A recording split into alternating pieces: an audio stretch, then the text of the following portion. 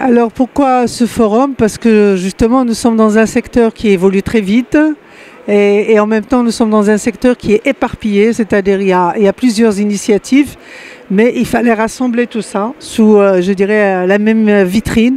L'ensemble de nos pays, la plupart de nos pays d'Afrique, y compris le Maroc, ont élaboré des stratégies. Ces stratégies, je dirais, n'ont jamais été, non seulement n'ont pas été vraiment bien expliquées au public, mais même quand ils sont expliqués au niveau du public, il n'y a pas une évaluation, je dirais, régulière. Donc, on s'est dit, il faut un salon africain, parce qu'on ne peut plus travailler à l'échelle nationale. Si on veut justement y arriver, on doit avoir un partenariat sud-sud et avoir des solutions communes qu'on peut offrir entre nous et même pour les autres pays d'Europe.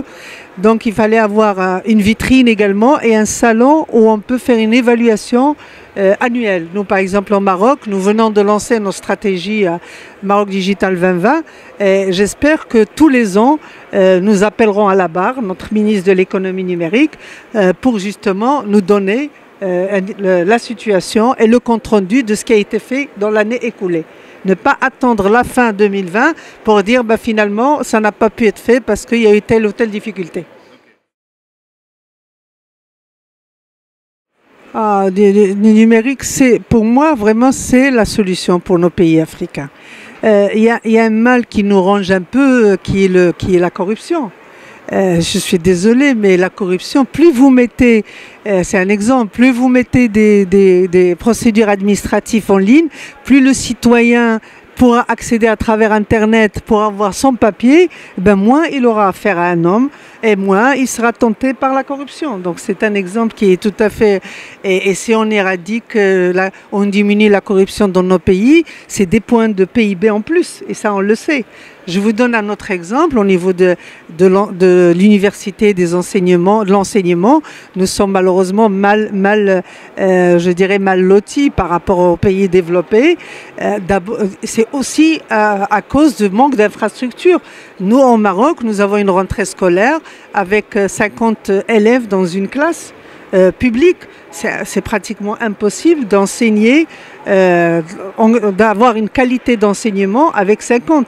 Donc, encore une fois, les technologies de l'information, si on développe justement des outils, des programmes à distance et de la formation à distance et qu'on donne aux élèves, je dirais, un iPad qui coûte pratiquement rien maintenant et qui peut accéder justement au programme, c'est un exemple qui est édifiant. Et donc, qui dit améliorer l'enseignement, donc ça dit améliorer le développement. La santé, c'est malheureusement un point dans lequel nos pays d'Afrique, tous, souffrent.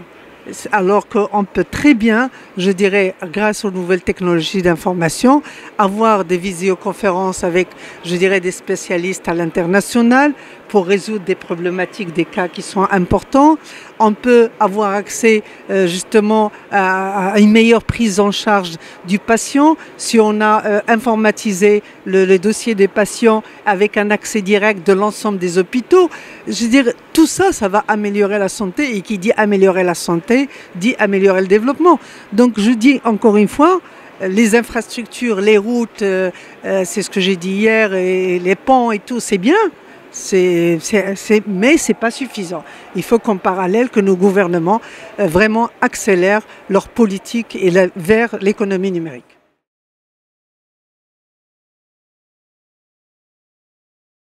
Alors, au niveau du Maroc, on avait la première stratégie 2008-2013.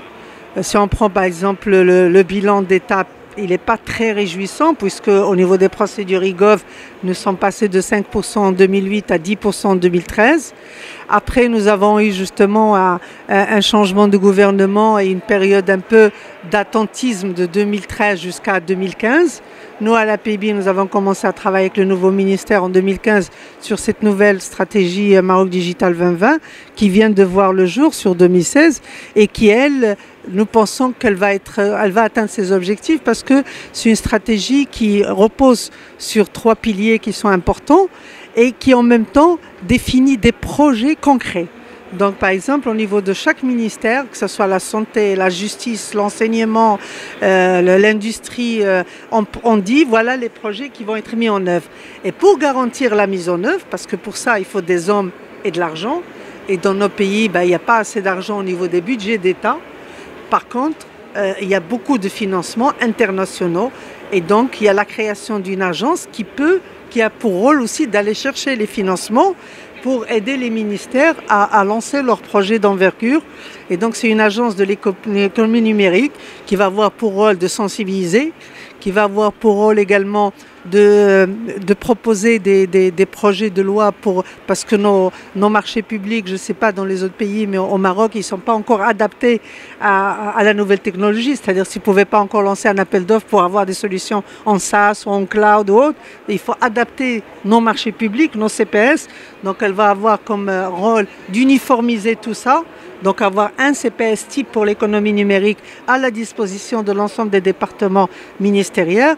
Elle va avoir comme rôle également de chercher donc les financements pour ces ministères et surtout de mettre son tampon sur le projet avant qu'il sorte, mais sans faire. C'est-à-dire elle doit faire aux professionnels. Et là, en tant qu'APEBI, nous allons être rigoureux et nous allons suivre ça de près parce qu'il n'est pas question de créer une agence pour faire des projets de e-gouv. Il faut créer une agence pour faire aux professionnels les projets e-gouv. Oui, avec deux pays, d'ailleurs c'est pour ça, c'est la raison pour laquelle nous, l'APEBI, nous avons choisi le Sénégal et la Côte d'Ivoire, parce que justement il y a eu la création de des commissions économie numérique au sein du groupe d'impulsion qui avait été créé lors du dernier voyage de Sa Majesté le roi Mohamed VI.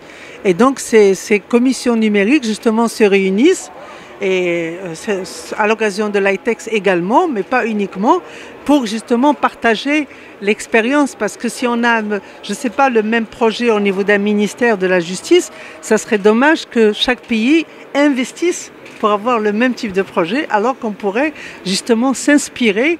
Parce que le Sénégal a de l'avance sur quelques sujets, nous on a de l'avance sur quelques sujets, la Côte d'Ivoire a de l'avance sur quelques sujets. Et donc l'idée justement c'est de nous inspirer des expériences de l'un et de l'autre pour gagner du temps. Parce que dans ce domaine, le temps compte énormément.